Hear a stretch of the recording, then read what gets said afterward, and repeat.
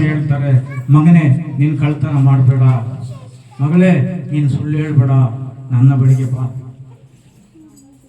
ನನ್ನ ಬಳಿಗೆ ಬಾ, ನೀನು ಪಾಪ ಸಂಪೂರ್ಣವಾಗಿ ನಾನು ತೊಳಿತೀನಿ. ಅದಕ್ಕೆ ಯೇಸು ಕ್ರಿಸ್ತನು ಶಿಲುಬೆ ಮೇಲೆ ತನ್ನ ಪ್ರಾಣವನ್ನ ಕೊಟ್ಟು ಆ ರಕ್ತದ ಮುಖಾಂತರವಾಗಿ ಎಲ್ಲ ಮನುಷ್ಯರ ಪಾಪಗಳನ್ನ ತೊಳೆದು ಶುದ್ಧಿ ಮಾಡಿದನು.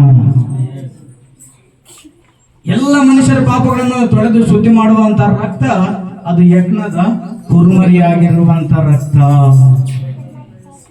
ಪ್ರೀತಿಯ ದೇವರ ಮಕ್ಕಳೇ, ಯೇಸು ಕ್ರಿಸ್ತನ ಮೇಲೆ ಅಪಾರವಾದಂತ ಒಂದು ನಂಬಿಕೆ ಇಡ್ರಿ. ನಿಮ್ಮ ಪಾಪಗಳನ್ನ ಬಿಟ್ಬಿಡ್ರಿ, ನಿಮ್ಮ ಸುಳ್ಳು ಹೇಳೋದನ್ನ ಬಿಡ್ರಿ, ಮೋಸ ಮಾಡೋದನ್ನ ಬಿಡ್ರಿ, ಕಳ್ತನ ಮಾಡೋದನ್ನ ಬಿಡ್ರಿ. ನಿಮ್ಮ ಪಾಪಗಳಿಗಾಗಿ ದೇವರ ಬಳಿಗೆ ಬಂದು ಪಶ್ಚಾತ್ತಾಪ ಪಡ್ರಿ, ಪಶ್ಚಾತ್ತಾಪ ಪಟ್ಟು ಆಯ್ಕೆ ಮಾಡ್ರಿ. ಆಗ ದೇವರು ನಿಮ್ಮ ಪಾಪಗಳನ್ನ ಸಂಪೂರ್ಣವಾಗಿ ತೊಳೆದು ಶುದ್ಧಿ ಮಾಡ್ತಾರೆ. ಆಮೇಲೆ ನಮ್ಮ ಜಯರಾಮಣ್ಣ ಅವರು ಇವತ್ತು ದೊಡ್ಡ ಅದ್ಭುತ ಸಾಕ್ಷಿ ದೇವರು. ಒಂದಿನ ಎಲ್ಲ ಬೇಕು ಅವ್ರು ಹೇಳೋದಕ್ಕೆ, ಒಂದಿನ ಎಲ್ಲ ಬೇಕು. ಹಣ ಮರ್ತಾಗ್ಬಿಟ್ಟಿದ್ದೀರಾ? ದೇವ್ರು ಮಾಡಿದಂತ ಉಪಕಾರಗಳು ಒಂದನ್ನು ಮರಿಬೇಡ ಅಂತ ಹೇಳ್ತಾರೆ. ಒಂದನ್ನು ಮರಿಬೇಡ. ಈ ಗ್ರಾಮದಲ್ಲಿ ಅವ್ರು ಜಯರಾಮನ್ ಉಳಿಯೋದೇ ಇಲ್ಲ ಅಂತ ಇದ್ರು, ಉಳಿಯೋದೇ ಇಲ್ಲ. ನನಗೆ ಟೇಜಮ್ನು ನಾವು 4 ಗಂಟೆ ಆಗಿತ್ತೇನೋ, ಟೇಜಮ್ನು ನಮ್ಮ ತಂದೆಯವರಿಗೆ ಹಾಲಾಗ್ತಾ ಇದ್ದಾರೆ, ಪಾಸ್ಟ್ರೆ ಪ್ರಾರ್ಥನೆ ಮಾಡಿ. ನಿಮ್ಗೆ ಜ್ಞಾಪಕ ಆಯ್ತಮ್ಮ? ಹೌದು, ಜ್ಞಾಪಕ. ಪ್ರಾರ್ಥನೆ ಮಾಡ್ರಿ ಅಂತ. ರಾಜಕ್ಕನವ್ರು ಬಹಳ ದುಃಖದಲ್ಲಿದ್ರು, ಅವ್ರ ಕುಟುಂಬ ಎಲ್ಲ ಬಹಳ ಕಣ್ಣೀರಿನಿಂದ ತೇಲಾಡ್ತಾ ಇತ್ತು.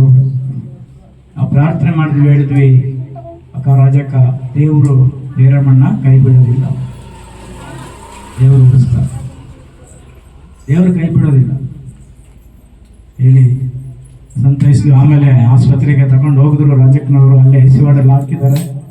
ಅವರಿಗೆ ಪೆಗ್ನೆನೇ ಇರಲಿಲ್ಲ, 3 ದಿನ ಪೆಗ್ನೆ ಇರಲಿಲ್ಲ. ಆ ಸಮಯದಲ್ಲಿ ಕೂಡ ಅವರು ಪೆಗ್ನೆ ಬಂದು ಒಂದು ಟೀಚರ್ ಹತ್ರ ಪೆನ್ನು ಪೇಪರ್ ಇಸ್ಕೊಂಡು ಹಾಕಿದ್ದಾರೆ. ನನಗೆ ಆಶ್ಚರ್ಯ ಆಗೋಯ್ತು. ನಾನು ಆಸ್ಪತ್ರೆಗೆ ಹೋಗಿದ್ದೀನಿ ಅವ್ರು ನೋಡ್ಬೇಕಂತ ಹೇಳ್ಬಿಟ್ಟು ಅದು ಪತ್ರಿಕೆ ಕೊಡ್ತಾರೆ. ಯೇಸು ಸ್ವಾಮಿ ನನ್ನನ್ನು ಮುಟ್ಟಿ ಸ್ವಸ್ಥಪಡಿಸಿದ್ದಾನೆ. ಡಾಕ್ಟ್ರು ಬರಿಬೇಕು, ಡಾಕ್ಟ್ರು ಮುಟ್ಟಿಲ್ಲ. ಐಸಿವಾರ್ಡಲ್ಲಿ ಯಾರು ಮುಟ್ಟಿರೋದು? ಯೇಸು ಸ್ವಾಮಿ ಮುಟ್ಟಿದ್ದಾರೆ. ಯೇಸು ಸ್ವಾಮಿ ಮುಟ್ಟಿದ್ದಾರೆ ಅವ್ರನ್ನ. ಇದರಲ್ಲೇ ಬರ್ತಿದ್ದಾರೆ ಪೆನ್ ತಕೊಂಡು. ಅವ್ರಿಗೆ ಇನ್ನೂ ಪ್ರಕರಣ ಇತ್ತೋ ಇರಲಿಲ್ಲ ಗೊತ್ತಿಲ್ಲ. ನಾನು ಆ ಬರ್ತಿರೋದು ಯಾರು ನೋಡ್ಲಿಲ್ಲ, ಅವ್ರೊಬ್ಬರಿಗೆ ಗೊತ್ತು. ದೇವರಾತ್ಮನ ಅವ್ರ ಕೈಯಲ್ಲಿ ಬರೆಸಿದ್ದಾನೆ, ನನ್ನ ಯೇಸು ಸ್ವಾಮಿ ನನಗೆ ಪ್ರಾಣ ಕೊಟ್ಟಿದ್ದಾರೆ, ನನ್ನನ್ನು ಉಳಿಸಿ ಕಾಪಾಡಿದ್ದಾರೆ, ನನ್ನ ಜೀವಮಾನ ಕಾಲಗಳ ನಾನು ದೇವ್ರನ್ನ ಆರಾಧಿಸ್ತೀನಿ ಅಂತ ಬರ್ತಿದ್ದಾರೆ. ಇನ್ನೂ ಕೆಲವು ವಿಚಾರಗಳು ಕೂಡ ಬರ್ತಿದ್ರು. ದೇವರಿಗೆ ಸ್ತೋತ್ರ. ಇವತ್ತು ನಮ್ಮ ಮಧ್ಯದಲ್ಲಿ ಇರೋದು ಎಷ್ಟೋ ನಮಗೆ ಸಂತೋಷ, ಎಷ್ಟೋ ಆನಂದ ನಮಗೆ. ನನ್ನ ಜಯರಾಮಣ್ಣ ನೋಡಿದ್ರೆ ಅವರು ಹಿರಿಯರು, ಅವರಿಗೆ ಬೈಬಲ್ ತೆಗೆಯೋದು ಬರ್ತಾ ಇರ್ಲಿಲ್ಲ, ಪ್ರಾರ್ಥನೆ ಮಾಡೋದು ಬರ್ತಾ ಇರ್ಲಿಲ್ಲ. ನಾನು ಕಾನ್ಫರೆನ್ಸ್ ಗಾಲಿಗೆ ಜಾಯಿನ್ ಆಗ್ತೀನಿ ಅಂತಂದ್ರು. ಹಣ ಜಾಯಿನ್ ಆಗಿರೋಣ. ಎಲ್ಲರಿಗಿಂತ ಚೆನ್ನಾಗಿ ಓದ್ತಾರೆ ಸತ್ಯವೇದವನ್ನ, ಎಲ್ಲರಿಗಿಂತ ಚೆನ್ನಾಗಿ ಪ್ರಾರ್ಥನೆ ಮಾಡ್ತಾರೆ, ಎಲ್ಲರಿಗಿಂತ ರೀಡ್ ಮಾಡ್ತಾರೆ. ಇವತ್ತು ದೇವರ ಮಹಿಮೆ ಅವ್ರ ಮೇಲೆ, ದೇವರ ಕೃಪೆ ಅವ್ರ ಮೇಲೆ ಇದೆ. ಆ ರೀತಿಯಾಗಿ ನಾವು ಹೊಂದ್ಕೊಳ್ಬೇಕು ದೇವ್ರನ್ನ ಹೊಂದ್ಕೊಳ್ಳೋದು ಸುಲಭನೋ ಕಷ್ಟನೋ ಅಕ್ಕ? ಕಷ್ಟ ಅಲ್ವಾ? ಯಾಕೆ ಕಷ್ಟ? ಕುಡಿಯೋದ್ ಬಿಡ್ಬೇಕು, ಪಾಪ ಮಾಡೋದ್ ಬಿಡ್ಬೇಕು, ಸುಳ್ಳು ಹೇಳೋದ್ ಬಿಡ್ಬೇಕು, ಮೋಸ ಮಾಡೋದ್ ಬಿಡ್ಬೇಕು, ಇನ್ನೊಬ್ಬನ ಆಸ್ತಿ ಹೊಡ್ಕೊಳ್ಬೇಕಲ್ಲ ಅದು ಬಿಡ್ಬೇಕು. ಏನ್ ಬಿಡ್ಬೇಕು ನೋಡಿದ್ರ? ಅದಕ್ಕೆ ಎಲ್ಲ ಈ ಲೋಕದ ಆಸೆಗಳೆಲ್ಲ ತ್ಯಜಿಸಿಬಿಡ್ಬೇಕಲ್ಲ. ಈ ಲೋಕದ ಆಸೆನೇ ಬೇಡ ನಮಗೆ. ನಾವು ಈ ಲೋಕದವರಲ್ಲ. ಒಂದಿನ ಈ ಲೋಕವನ್ನು ಬಿಡ್ಬೇಕಾಗ್ತದೆ. ನಾವು ಬಿಟ್ಟ ಮೇಲೆ ನನ್ನ ಆತ್ಮ ಎಲ್ಲಿಗೆ ಹೋಗ್ಬೇಕನ್ನೋ ತೀರ್ಮಾನ ಮಾಡಿ. ಇವತ್ತು ನಿನ್ನ ಆತ್ಮ ರಕ್ಷಣೆ ಹೊಂದಿಕೋ, ನಿನ್ನ ಆತ್ಮ ರಕ್ಷಣೆ ಹೊಂದಿಕೋ. ಏನ್ ಮಾಡ್ಬೇಕು ನಾವು? ನಿನ್ನ ಆತ್ಮ ರಕ್ಷಣೆ ಹೊಂದಿಕೊಳ್ಬೇಕಾದ್ರೆ ಏನ್ ಮಾಡ್ಬೇಕು ನಾವು? ಆತ್ಮ ರಕ್ಷಣೆ ಹೊಂದಬೇಕಾದ್ರೆ ಅಪೊಸ್ತಲರು 10:43 ಹೋಗೋಣ. ಅಪೊಸ್ತಲರು 10:43. ಆತನಲ್ಲಿ ನಂಬಿಕೆ ಇಡುವ ಪ್ರತಿಯೊಬ್ಬನು ಆತನ ಹೆಸರಿನ ಮೂಲಕವಾಗಿ ಪಾಪ ಪರಿಹಾರವನ್ನು ಹೊಂದುವನೆಂದು ಆತನ ವಿಷಯದಲ್ಲಿ ಪ್ರವಾದಿಗಳೆಲ್ಲರೂ ಸಾಕ್ಷಿ ಹೇಳಿದ್ದಾರೆ. ಆಮೆನ್. ನೋಡ್ರಿ, ಆತನು ನನಗೆ ಸೇರಿಕೊಡ್ರಿ ಅಂತ ಹೇಳಿಲ್ಲ. ಇವಾಗ ಕೆಲವ್ರು ಏನ್ ಮಾಡ್ತಾರೆ ಅಂದ್ರೆ ಜನರ ಹತ್ರ ನಾವು ಹೇಳೋದು ನಾನು ಚರ್ಚಿಗೆ ಸೇರ್ಕೊಂಡ್ಬಿಟ್ಟಿದ್ದೀನಿ, ಯೇಸಮ್ಮ ಹೇಳಿದ್ರೆ ನನಗೆ ಸೇರ್ಕೊಂಡ್ಬಿಡ್ರಿ ಅಂತ. ಯೇಸಮ್ಮ ಏನ್ ಹೇಳ್ತಿದ್ರೆ, ನನ್ನ ಮೇಲೆ ಆತನಲ್ಲಿ ನಂಬಿಕೆ ಇಡುವ ಪ್ರತಿಯೊಬ್ಬನು ಆತನ ಹೆಸರಿನ ಮೂಲಕವಾಗಿ ಪಾಪ ಪರಿಹಾರವನ್ನ ಹೊಂದಿಕೊಳ್ಳುವನು. ಯೇಸಮ್ಮ ಸೇರ್ಕೊಂಡ್ಬಿಟ್ರೆ ಪಾಪ ಪರಿಹಾರ ಆಗೋದಿಲ್ಲ. ನಂಬಿಕೆ ಇಲ್ದ್ರೆ ಸೇರ್ಕೊಂಡ್ಬಿಡ್ತೀಯಾ? ನಂಬಿಕೆ ಇಡಬೇಕಷ್ಟೇ. ನಾವು ಏನ್ ಮಾಡ್ಬೇಕಣ್ಣ? ನಂಬಿಕೆ ಅಮ್ಮ. ನೀನ್ ಯೇಸುಸ್ವಾಮಿ ನಂಬಿದ ತಕ್ಷಣ ಯಾವುದೇ ಜಾತಿ ಭೇದಕ್ಕೆ ಸೇರ್ಕೊಳ್ಳೋರಲ್ಲ, ನಂಬಿಕೆ. ನೋಡಿ ಇಲ್ಲಿ ವಾಕ್ಯ ಏನ್ ಹೇಳ್ತದೆ, ಆತನಲ್ಲಿ ನಂಬಿಕೆ ಇಡುವ ಪ್ರತಿಯೊಬ್ಬನು ಆತನ ಹೆಸರಿನ ಮೂಲಕವಾಗಿ ಪಾಪ ಪರಿಹಾರವನ್ನ ಹೊಂದುವನು. ಏನ್ರಿ ನಾವು ಪಾಪ ಪರಿಹಾರ ಹೊಂದ್ಕೊಳ್ತೀವಿ? ನಂಬಿಕೆ ಇಡ್ಬೇಕು ನಾವು ಅಷ್ಟೇ. ದೇವ್ರಿಗೆ ಕೇಳೋದು ಅಷ್ಟೇ, ನನ್ನಲ್ಲಿ ನಂಬಿಕೆ ಇಡು. ಸಾಸಿವೆ ಕಾಳಿನಷ್ಟು ನಂಬಿಕೆ ಇಟ್ ನೋಡು, ಇಡ್ರಿ ದೇವರಲ್ಲಿ ನಂಬಿಕೆ ಇಟ್ಟು ನಿಮ್ಮ ಪಾಪಗಳು ಪರಿಹಾರ ಆಗ್ತವೆ.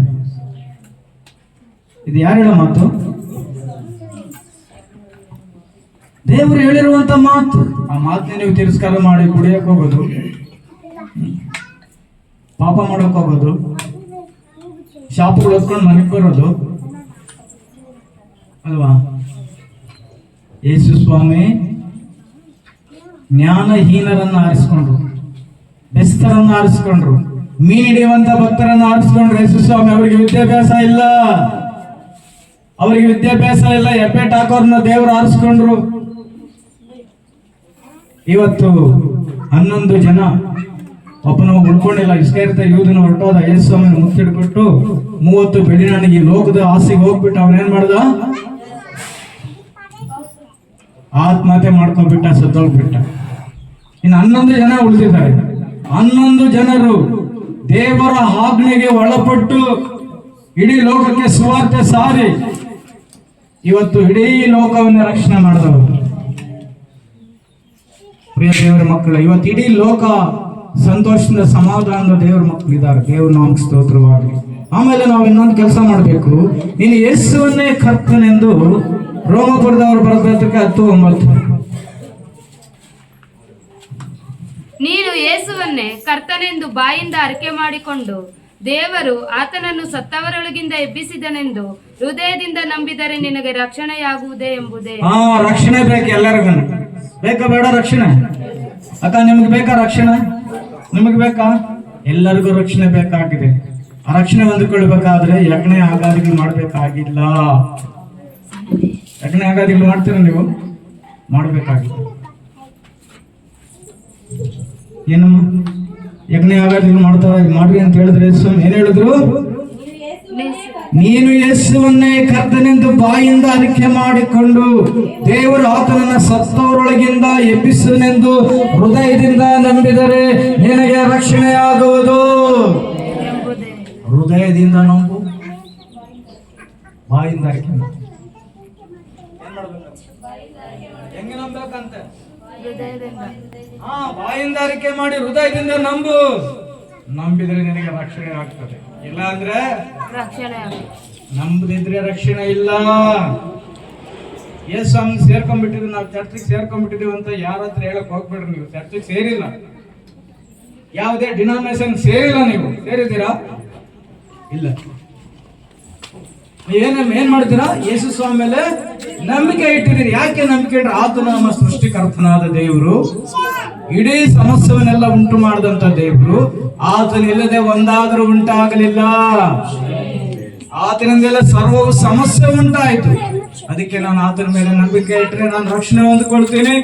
ಸಂಪೂರ್ಣವಾಗಿ ನಮ್ಮ ಪಾಪಗಳು ದೇವರು ಮಾಡ್ತಾರೆ. ನಮಗೆ ಕಷ್ಟ, ರೋಗ, ದುಃಖ ಎಲ್ಲ ಸಮಸ್ಯೆಗಳಲ್ಲಿ ದೇವರು ನಮ್ಮ ಹತ್ತಿರವಾಗಿದ್ದು ಆತನ ರಕ್ಷಣೆ ಕೊಡ್ತಾನೆ. ಇದೇ ಕ್ರಿಸ್ಮಸ್, ಇದೇ ಕ್ರಿಸ್ಮಸ್. ಆಮೆನ್. ಇದೇ ಕ್ರಿಸ್ಮಸ್. ರಕ್ಷಣೆ ಬೇಕು ಎಲ್ಲ ಮಾನವರು. ಎಲ್ಲ ಮಾನವ ಸುವಾರ್ತೆ ಕೇಳಬೇಕು. ಎಲ್ಲ ಜನರು ಪಾಪದಿಂದ ಬಿಡುಗಡೆ ಹೊಂದ್ಕೊಳ್ಬೇಕು. ಇವತ್ತೆಷ್ಟು ಜನ ಕುಂಡ್ರಿದ್ದಾರೆ, ಕುಂಟ್ರಿದ್ದಾರೆ, ಬಟ್ಟೆ ಇಲ್ದಿದ್ದವರಿದ್ದಾರೆ, ಅನಾಥರಿದ್ದಾರೆ. ಅವ್ರಿಗೆ ಹೋಗಿ ನಾವು ಏನ್ ಮಾಡ್ಬೇಕು? ಹೊಡಿಬೇಕಾ? ಅವ್ರನ್ನ ಬೈಬೇಕಾ? ಬಟ್ಟೆ ಇಲ್ದವರಿಗೆ ಬಟ್ಟೆ ಕೊಡ್ರಿ, ಊಟ ಇಲ್ದವರಿಗೆ ಊಟ ಕೊಡ್ರಿ, ರೋಗದಲ್ಲಿರೋರ್ನ ಆರೈಕೆ ಮಾಡ್ರಿ. ಇದೇ ಕ್ರಿಸ್ಮಸ್. ಇದೇ ಕ್ರಿಸ್ಮಸ್. ಏನೋ ದೊಡ್ಡದಾಗಿ ಮಾಡಿ ತಿನ್ನೋದಲ್ಲ. ನಮಗೆ ಫಸ್ಟ್ ನಮಗೆ ದೇವರ ವಾಕ್ಯ ಆಹಾರ ಬೇಕು, ಆಮೇಲೆ ನಮ್ಮ ಹೃದಯಕ್ಕೂ ಆಹಾರ ಬೇಕಾಗಿದೆ, ನಮ್ಮ ಶರೀರಕ್ಕೂ ಕೂಡ ಆಹಾರ ಬೇಕಾಗಿದೆ. ಜಯರಾಮವರು ಸಿದ್ಧಪಡಿಸಿದ್ದಾರೆ. ಯಾರು ಚಿಂತೆ ಮಾಡ್ಬೇಡ, ಹಂಗೆ ಕಳಿಸ್ಬಿಡ್ತಾರೆ ಜಯರಾಮಣ್ಣವರು ಅಂತ ಚಿಂತೆ ಮಾಡ್ಬೇಡ್ರಿ ಯಾರು. ಎಲ್ಲರಿಗೂ ಊಟ ಇದೆ, ಎಲ್ಲರೂ ದೇವರ ಆಶೀರ್ವಾದ ಹೊಂದ್ಕೊಳ್ಬೇಕಂತ ಎಲ್ಲರೂ ದೇವರ ಗ್ರಾಮದಲ್ಲಿ